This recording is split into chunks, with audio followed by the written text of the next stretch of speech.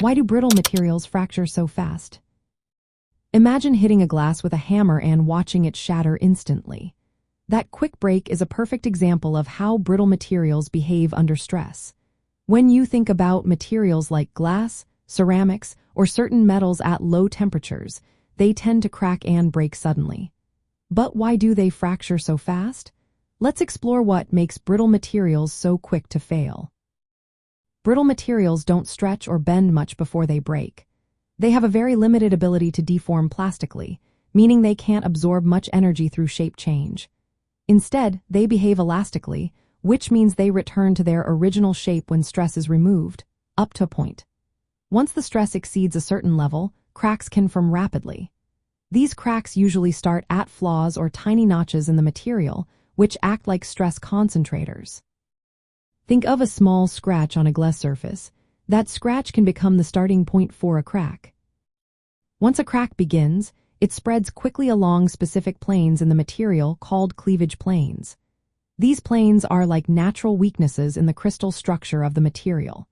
Because the crack moves along these planes with little resistance, it can accelerate very fast, sometimes approaching the speed of sound in the material. This rapid crack growth causes the material to fracture suddenly and catastrophically. The surface where the material breaks often looks flat and shiny, with a faceted appearance. This is because the crack travels along the crystal planes, splitting the material cleanly. The process releases a lot of stored elastic energy suddenly, which adds to the speed of the fracture. Environmental factors like low temperatures make materials more brittle. Metals that are ductile at room temperature can become brittle when cooled, increasing the risk of rapid failure. Research shows that at the crack tip, extreme local deformation occurs in a tiny zone, sometimes just nanometers wide. This small zone allows the crack to accelerate very quickly, sometimes reaching speeds faster than sound. Because brittle fracture happens so fast, it often leaves no warning signs before failure. That's why engineers must carefully design components to avoid stress concentrations and flaws that can trigger this kind of failure.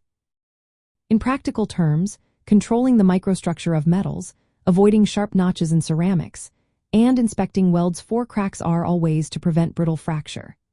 Knowing that brittle materials break quickly helps us understand why sudden failures happen in bridges, aircraft, or electronic components. It all comes down to their inability to deform plastically, and the rapid way cracks propagate along crystal planes, leading to fast, often unexpected, failure.